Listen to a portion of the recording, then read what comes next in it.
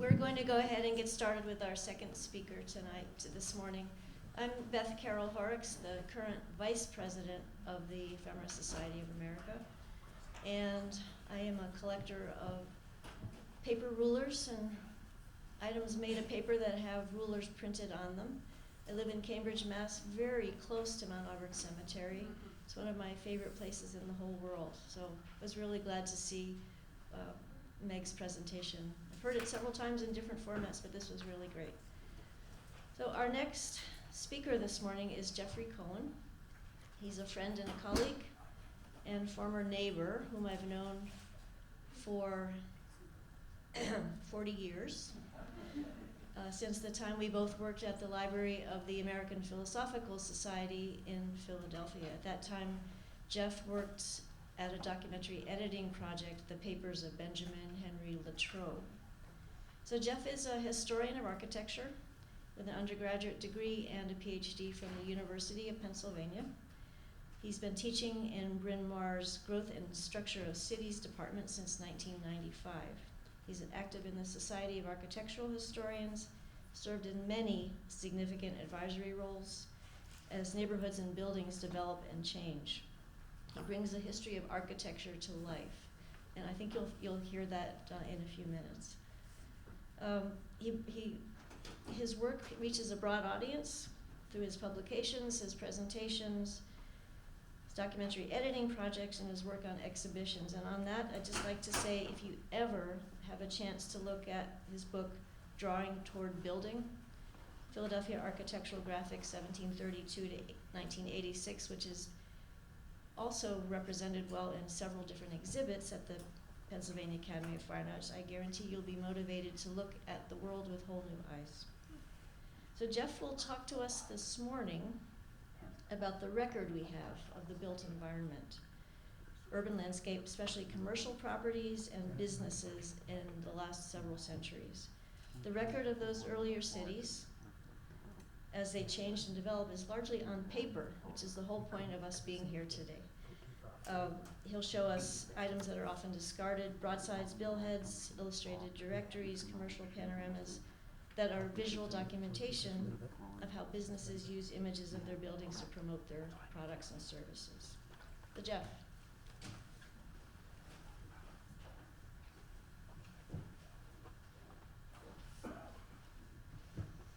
Thanks so much for that really kind introduction, Beth.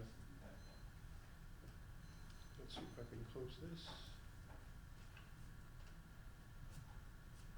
Close that. And open that.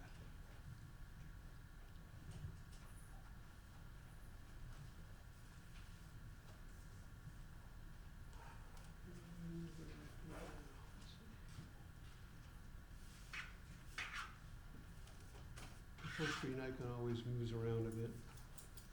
Let me see where it is.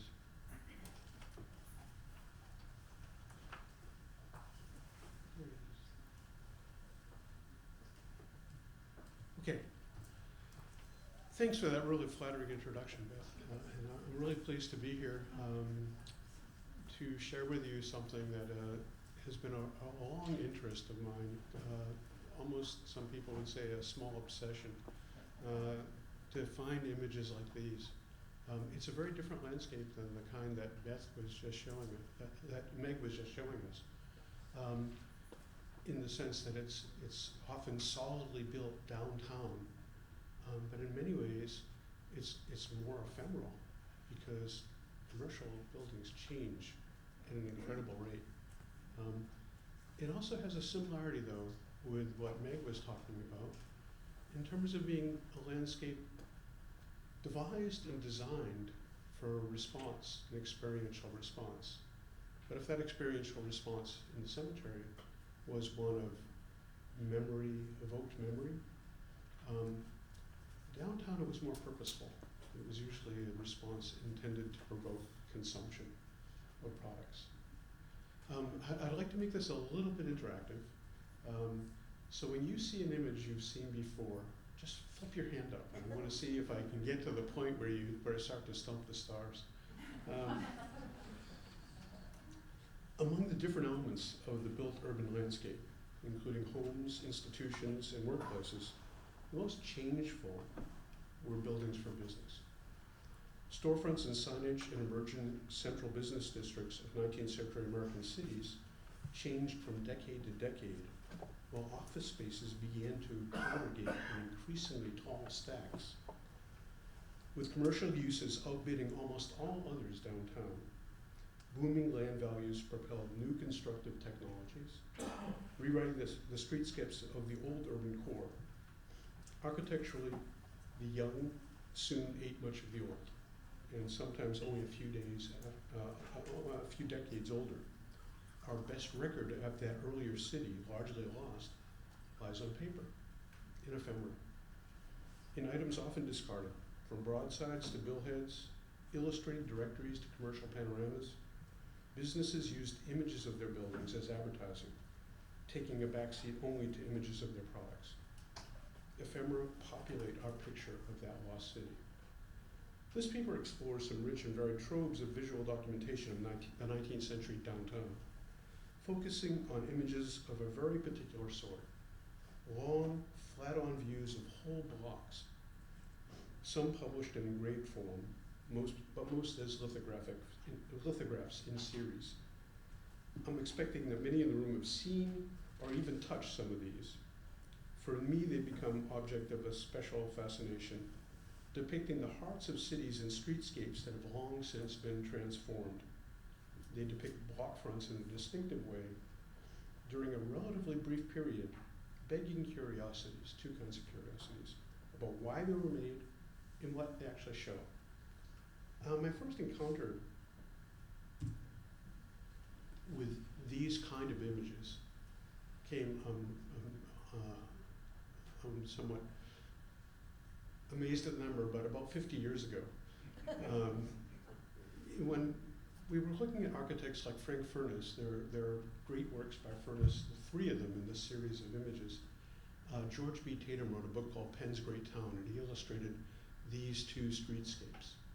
And I was fascinated not only by what they showed, but by the almost visually competitive dialogue between architects, each predicating their design of what had been there before, and each in a way trying to outdo his neighbor and make it more distinctive in the landscape, in the built landscape. But this was a species that it's kind of extracted here, but if you look at a whole plate of one of these things, that's what it looked like. This was actually the first in this series of about 31 large lithographs that had a block front. In fact, this is exactly the same block front with all those banks on it in 1857 before any of them were built. But you can see the grid of effectively replicas of business cards below, but they were only for the companies that paid. If you didn't pay, you didn't get your name on a building and you didn't get a little business card. And what they define is if you map all of them, and can you hear me okay? A little louder. A little louder, please. Thank you for that gesture, that's helpful. If you map them, you see the areas, the blocks that were chosen to be recorded this way. And the man who made it, a guy named DeWitt Clinton Baxter, he would choose blocks for which you would have enough subscribers, so to speak, who would pay for the advertising. And so they were all over in no particular order, all over the city, but they defined an area that you can see in colored stripes down here. An area that in some cases had multiple block fronts done at different periods between 1857 and 1880 in Philadelphia. If you notice on the lower map some purple stripes, the purple stripes depict an earlier set of panoramas, this one, that was published in a little booklet. The Baxter sheets were big sheets that were issued independently. This little booklet by Giulio H. Ray, a curious figure, from 1851, would show blocks that had not yet been so much newly built for business as residential buildings adapted for business. That usually meant opening up shop windows, in dropping the stoop. Somebody once said in commercial architecture that every step somebody has to go up to get in the store is like 3% fewer customers who come in the building. And so you can see how many shop fronts there are, but you also notice that not every shop front has any identifying material on it. And this also had an opposite page that had business card replicas on it. Julio Ray's Pictorial Commercial Advertiser, it was called. And he said, well, after I do Chestnut Street, he did every block of Chestnut Street in sequence in a bound volume from 2nd to 10th. That was the 1850s Central Business District. He said, and then I'm going to do Market Street, and then I'm going to do Walnut Street, but none of those ultimately happened. You're probably all familiar with this kind of image. And in Philadelphia, we have a great population of these kind of topographical advertising prints on broadside pieces of paper. I think they used to be called trade cards, but we're not using that. Think of trade cards more as the smaller bits, but these things are incredible. Look at the amount of detail, the amount of particularizing detail that they record, and they're big. I didn't put the dimensions here, but they're often as much as 15 inches tall. And they're remarkable in terms of their detail. Even here you can see buildings that were once built for residential purposes that have been adapted. But usually they were very spotty. There are a lot of them from the 1830s on. Just a sampling of them. But if you, and this is apparently a compulsion I have, when I see a lot of these things, I want to map them. And you know, you get a sense of there are a lot of them, but they're discontinuous. You know, each one is an individual advertiser who's commissioning this sort of thing. So we get a kind of episodic vision of the city, but a few put their heads together and combined purposes with others, other neighbors, and had joint advertising topographical broadsides like these. I show you one from Philadelphia on the left. You see the two different businesses, and one from New York City a decade earlier. And you might think that this was the kind of origin of that kind of long view by Julio Ray, that long set of views by Julio Ray. But no, this was. Any hands on this one? I'm sure some of you have seen this before. I'm getting there. We're getting to London. Give me one more slide and I'll get to London. So this was something that appeared in 1848 along Broadway. And it has multiple plates in sequence along Broadway, and you can see that's the same deal. You can see some places that have shop fronts but no advertising, right? And there would be other pages that would have more about the businesses in this bound little pamphlet that you see the cover of over there. And I'm really indebted to Sandra Markham for the years that she worked at the New-York Historical Society, where they have a wonderful collection of these things. But the inspiration for this actually came from, wait for it, that. John Tallis's London Street Views from 1838 to 1847. And he would put out opportunistically, like Baxter, a block here, a block there, wherever he thought he would have enough subscribers. And he made it very clear, if you paid 5 shillings, you got in. If you didn't, your building would be there without its name. And he would sequentially put out a block, all over the city until he covered an amazing amount of this, mostly the city of London more than the city of Westminster. And these things are fantastic. There you can see he's giving you a little bit of an indication of what their line of business is, top the subscribers things. And the whole pages would often include a map of the district and a short history. And this caught fire in England. It caught fire, but an ephemeral fire. There were lots of examples of this that are really little known. And I keep trying to snoop my way around them, and some of them, this one I'm showing you over here is perhaps the most elusive publication I've ever heard of. My trip is worth it now. Thank you so much. We have to talk. That's fantastic, because I've been finding bits and pieces of it. I went to Bristol where this one is, and said, I see this title, do you have this? And they said, no, I'm sorry, the main reference library in Bristol. And then I looked up on the wall, and it was on the wall. But this has some of which, I've gone to most of these counties and cities and seen some of them, but others, even the most archival-oriented institutions can't track them down. So I'm really pleased to hear that.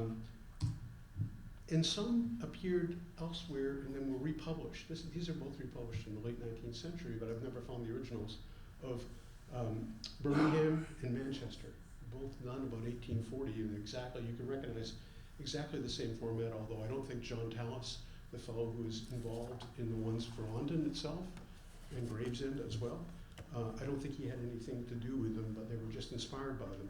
And it really spread through much of the English-speaking world. Henry Shaw did this thing called the New City Pictorial Directory of Dublin, and he mixed it in with a business directory, so alphabetically, street by street, you'll get these kinds of things, and even as far as Sydney, Australia, although made for what seems like completely different reasons.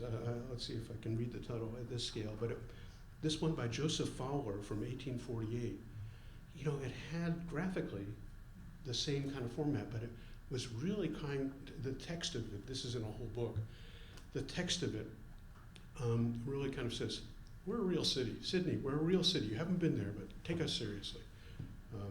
And as I mentioned, those colored stripes are my attempt to map the streets that are recorded. And this is the same thing for London, for Dublin. Those are the streets that are recorded. Now, I want to take you back to New York City. Remember we departed New York City a while ago? We looked at the one by Jones, Newman, and Eubank. That was a very colorful set of views of Broadway, and then we jumped to Tallis in London. Well, Mr. Tallis, John Tallis, sends I forget if it's his son or nephew, Alfred, to go to New York and do the family business there. And he gets to New York and he sees Jones, Newman, and Eubank's illuminated pictorial directory showing the Broadway frontages, and he said, they've stolen our idea, and they've done it in a really trashy way. I think he must have been offended by the color. I'm not sure what it was. But he looked at that and said, darn it, probably stronger language than that. But nonetheless, Alfred sets up in New York, and he does some views like this, in a slightly different format. And you can see these kind of things that have a centerpiece, and then streetscapes that if you move them around, they would connect up. And you'll see names only above some buildings, so that notion of the strategy survived. But he also did billheads. That strip at the bottom is a billhead that someone with a business on that street would put at the top of their correspondence and at the top of the invoices and things like that. But this really took off. There are a few more, some were done by Jones, one of the guys who did Broadway. Like this one of Maiden Lane, this one of Wall Street, and the idea spread nationally. There are 3 little fragments that I haven't quite put together of San Francisco in 1850 by a fellow graphic entrepreneur named Benjamin Franklin Butler. You can see this one, you can see the strategy at work here. These are relatively small. Here's 2 other really 3, 4, 5 building runs from that Butler series of San Francisco, but I haven't found the mother lode or reference to what the publication was. So there are a lot of mysteries about these things as well. Sometimes you say, oh, somebody has to have commented on this, and now that newspapers are sometimes digitized, you think, I'll put in some words and it'll pop right out, newly issued, but I haven't found that sort of thing yet. So it really spreads in the 1850s. And this one, some of you might recognize, is from Boston, but this appeared in a very different context.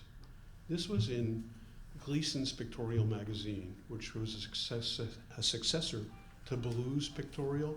a big kind of legal size sheet pages that was full of illustrations. And the illustrations, I think Martha Stewart would have loved it. It was full of new jewelry store opens and fine dishes may be acquired at, and it was really a kind of geared to the consumption of a rising upper middle class that had means to consume, and this was their map for consumption. So they made this a centerfold of a few issues in 1853. But other things would be Stanwood's new store opening, and with a beautiful interior perspective of a store selling silverware. And there they have a lot of names. I don't think that it was meant explicitly placement by being paid, but it was effectively a promotion of the magazine itself. And it follows a pattern of one more London one, which was this: the Grand Architectural Panorama of London, which you got if you subscribed to a newspaper. Not the Illustrated London News, but a different newspaper whose name I've forgotten. Do you remember? It was another newspaper that found its place because it had lots of integration of illustrations this early. And if you subscribed to it, you got one of these things, which is a long strip. And that is kind of the logic behind the Boston one as well, promoting Gleason's Pictorial. But meanwhile, back on the continent, something else had been going on. And there are a set of images that were made for different reasons on the continent. The earliest of them was this one from the 1760s of Amsterdam. For those of you who are wondering about that caption, this is a collection of all the houses and buildings of the Herengracht and the Keizersgracht in the city of Amsterdam. So those are two of the grand circumferential streets that circle the old part of Amsterdam that were added a century before and became the place for the richest people's houses. And it doesn't seem to be a commercial promotion. In fact, in the text that introduces this is mostly a set of giant plates, 24 of them, that cover every building on both sides. Do you see how they do one side upside down and one side right side up? And there isn't much text, and it claims that this is showing models of excellent design, and it was done by subscription. So a slightly different rationale and mechanism for producing this. But then you get this one. This is an unbelievable thing. This is virtual reality in 1820.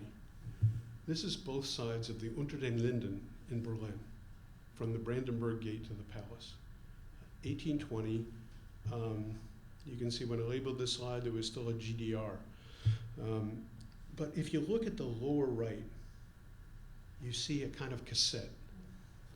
And this was, you put this thing that looked like two scrolls, you put it in front of your eyes, and then you turned them together, and the street came by like this. This had a different logic. This wasn't about promoting venues for consumption. It was promoting the experience of visiting this kind of place.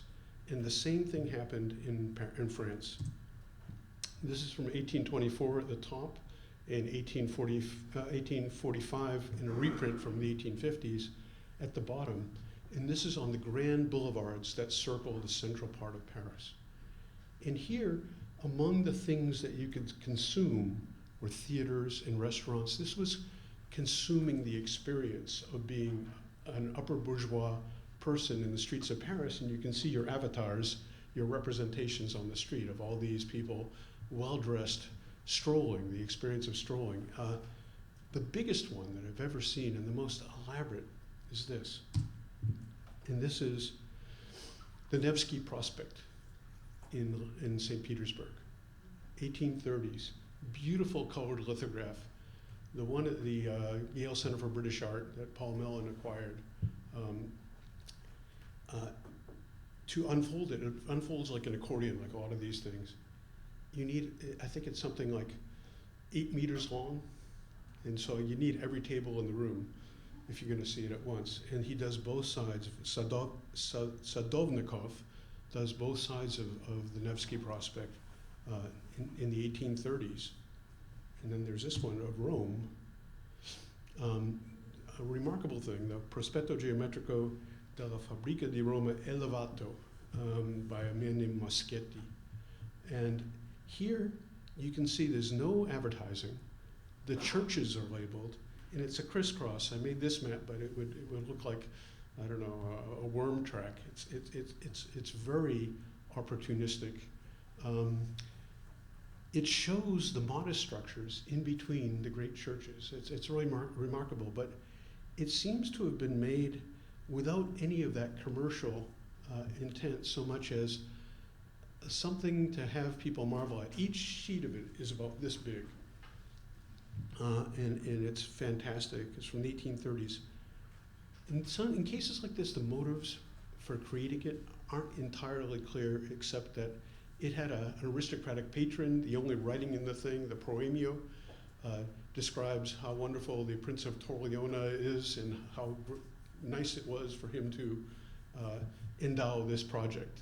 So it's not exactly sure what the relationship is between the makers and the intended audience. And the mystery extends to other things like this, although some are clearly things about memory.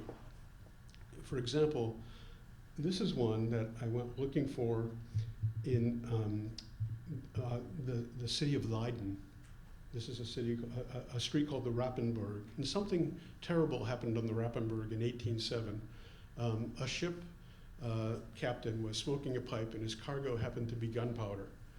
And so there was what they call the Grote Ramp, the Great Explosion of January 1807. And so what they did was they recorded the buildings that had been there as a kind of memory of this in 4 plates like that.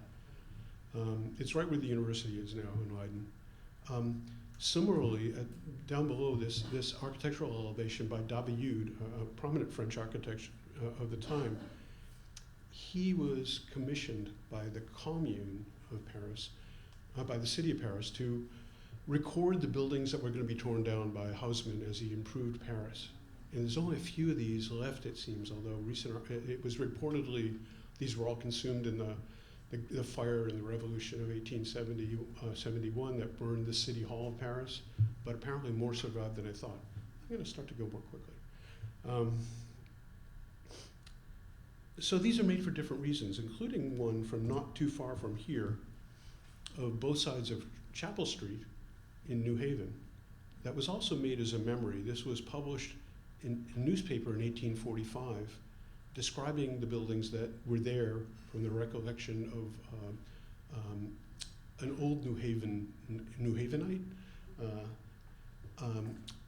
in 1845, recalling 1786. And then there's this one, just tossing around motivations here. This one is, these seem to be following me. Every city I go to for some reason or another, I go look for them. And the Society of Architectural Historians met in Glasgow. I didn't think there were any, but then a trail led me to some in Glasgow. And this one was in the city of Tallinn in Estonia.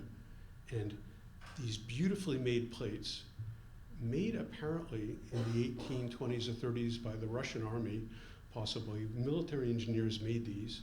And I think that in the same sense that Europeans love architectural models, but if you ever go to the Invalides, they have models made by military engineers. And if they were going to conquer a city, the first thing they did was they made a beautiful model of it. And the way these images wrap around a block rather than follow a street seems like it's lending itself to making a model of the city. And then there's one of the oldest I've seen. This is Brussels, about 1825, on a street that was extremely commercial. And if you see the front of it, you see that they name the stores and show the products quite strongly. I've never found any text describing these things except retrospectively. So, back to the U.S. The most impressive of this species is something that a set of about 17 or so large views, large colored lithographs about 3 feet wide, called Stevenson's Views, made by different lithographers for each one. They're disconnected.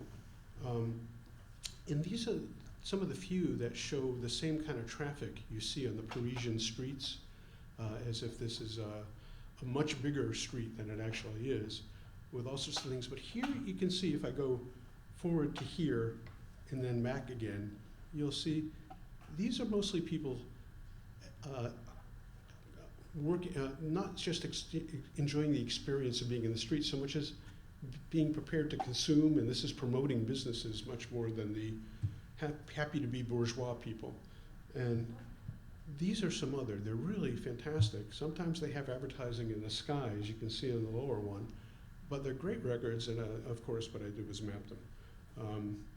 And they're the kind of purpley stripes. But this whole part of the city, the central business district, was becoming exclusively business in a lot of places.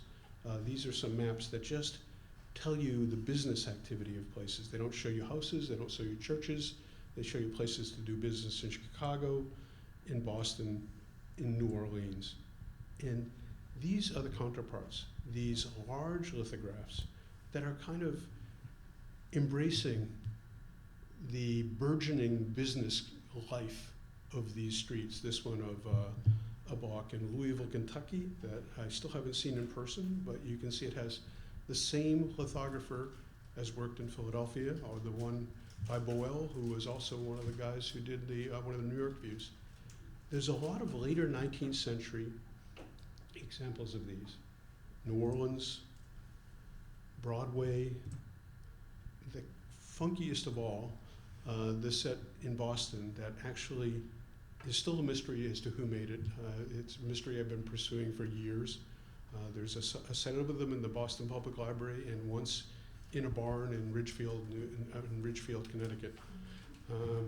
But the great thing to do with these things is to take the one from about 1889 and compare it to the one from 1853 and see evolutionary change. You can see that the ones I call the pre-Lyons, because there was a great typographer named T.J. Lyons in Boston for decades, who had them in his collection. And so you can see he added the words Old Corner Bookstore, but if you just look at this, these are the same buildings. Whoever made these around 1889 loved to put in the curve of the street, but there are others of places like Winnipeg in different forms. This one, the main street of Winnipeg, is so wide that you can get 100 feet away from the other side and photograph them.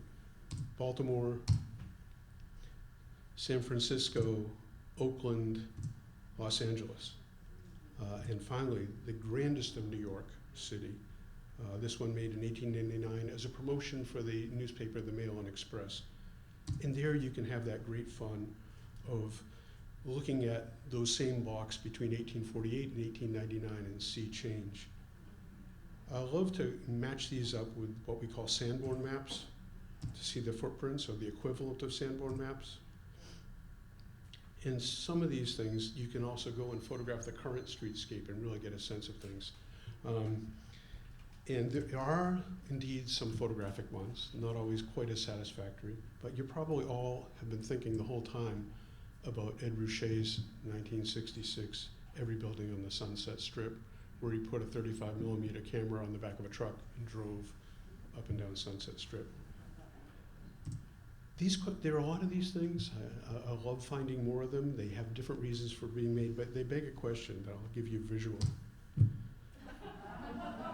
Everybody know what the line for this would be? A horse walks into a bar, and the bartender says, "Why the long face?" And in a lot of ways, that's the question these things pose. Why were these made? Why did somebody do this? And I'm going to take some liberties here. In a way, it's about desire. It's about desire to be there, desire to consume the things on those streets. And for us, I'm going to do this again, it's about downtown, sideways, yesterday. Thanks very much.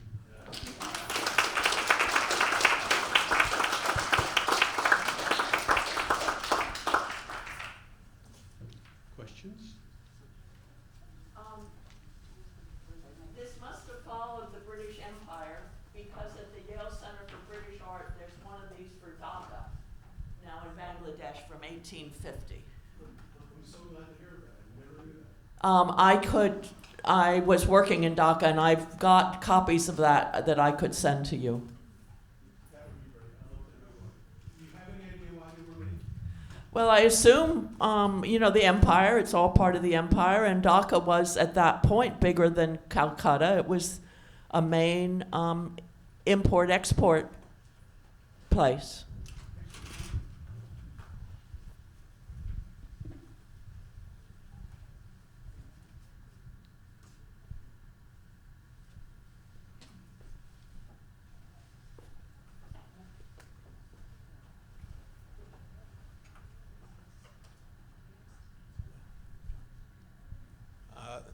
The visual images were stunning, and I wondered if you had done any scholarship or know how accurate the storefronts represented are.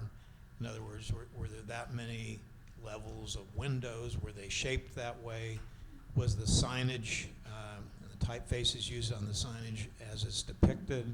Or was there artistic license? I know it would be very difficult to determine the answer to those questions because in a way the primary evidence is what you're showing, but there was some collaborative evidence you showed later about photographs, so I wonder if you could address that. And then with that, the question arises, was there an artist that went out into the street and just drafted these things for the whatever printing process was used?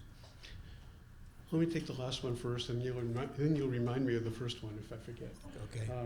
I But may yes, forget. yes, indeed, there was an artist, always, and sometimes they could use one of those Sanborn maps, if you all know what I mean, but what you think of as an ordnance survey map or a GOAD map, to get a measured baseline, and then they could just project vertically from that, but then fill in the detail, and they did that to varying degrees. You saw the ones of New York streets like Fulton Street and Wall Street that were more not so rich in detail.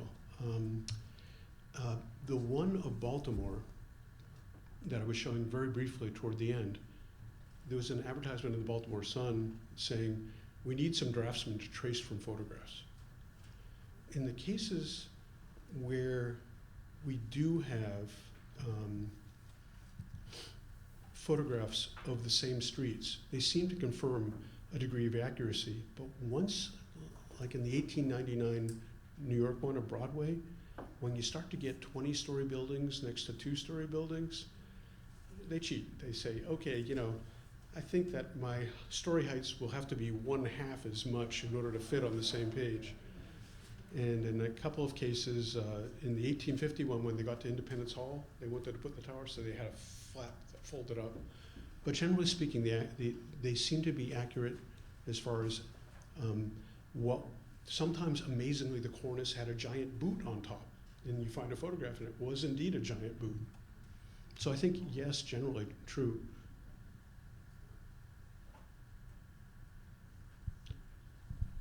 Yes, please. Tavis actually was known to walk around London double-checking the sizes of the buildings. Sorry, yes. Tavis walked around London checking that the sizes that were up there actually measured to the images that were made in the whole thing. It's That's great to know. There's a wonderful book on the London series by a man named Peter Jackson. That was. I know him. He was my husband.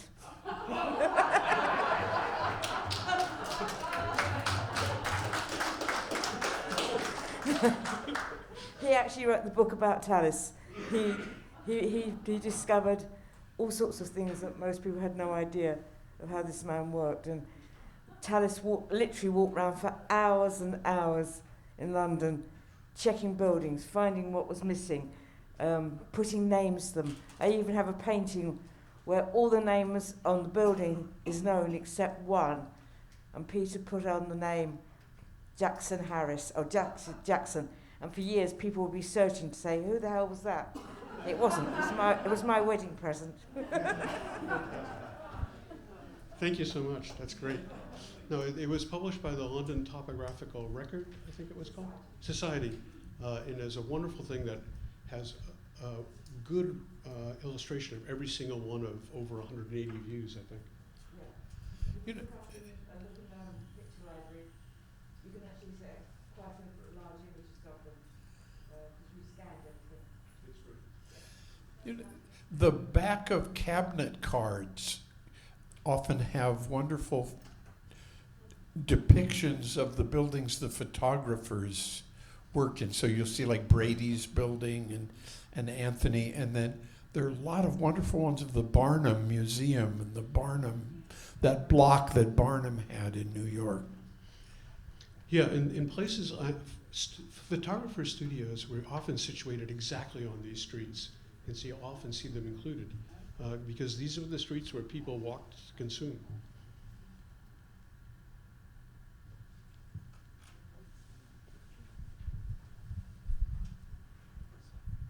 I just have a personal question.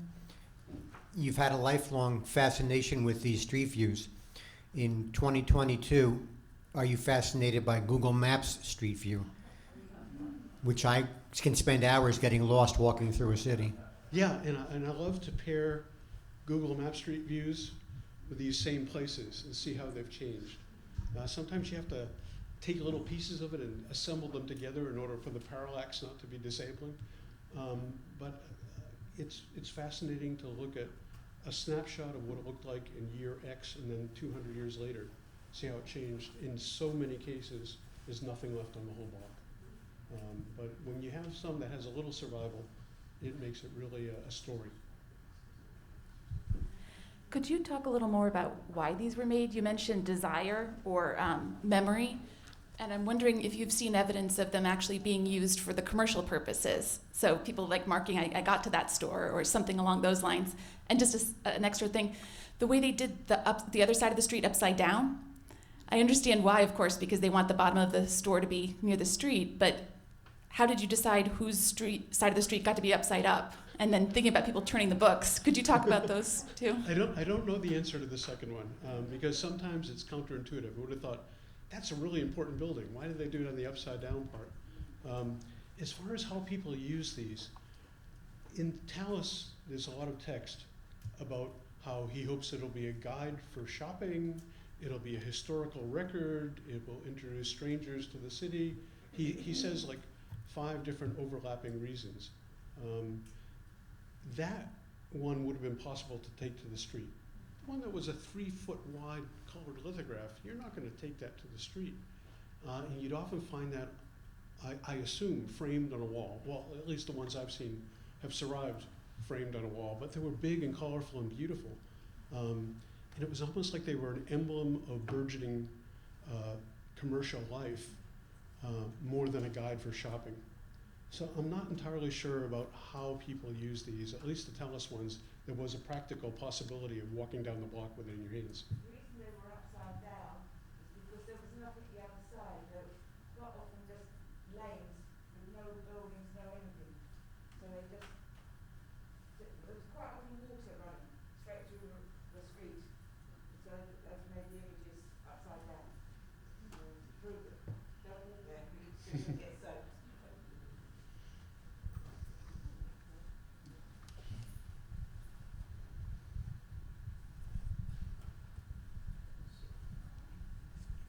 Is it on? Yeah. Okay, good.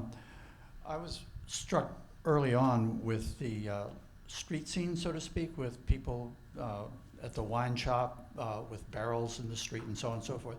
It occurred to me that it's sort of similar the way that people would look at photo postcards as they do, with magnifying glasses, all the little detail. And one of the advantages of showing things happening around your shop was, as opposed to the generic views, people would spend time looking at those guys wheeling the barrows, and your shop would get a little bit more attention because you'd want to look at that more than the more or less generic views of carriages and people strolling and so on and so forth. And the larger question, I suppose, is the other media must have you made a decision to exclude things like paintings like Canaletto or photo postcards because they would be repeated over decades of street scenes, blocks, and so on and so forth? Really kind of a practical view rather than a theoretical, anti-perspective feeling or something like that. But the great view maker historian is John W. Reps.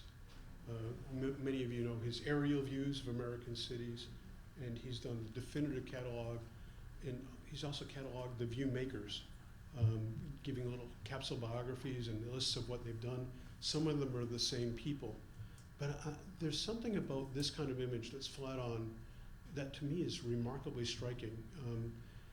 It's a notion I would call seriality, of things moving in sequence and mapping and sequencing your brain. You know, when you think of locations, you usually think of them relatively in terms of what's next to what, which is another reason why I think the upside down, right side up part works, because it helps anchor a three-dimensional sense of a place. So I think there's some things that are special between the 1830s and the 1880s about this flat-on view of serial commercial landscapes, or serial landscapes that are engaging in terms of consumption of experience or consumption of things. One follow-up on that point would be that, picking up on the sort of barrels in front of the wine shop, there'd also be the military maps, that all these views were purpose-driven. And for a military person, they might need only to know the outlines of buildings.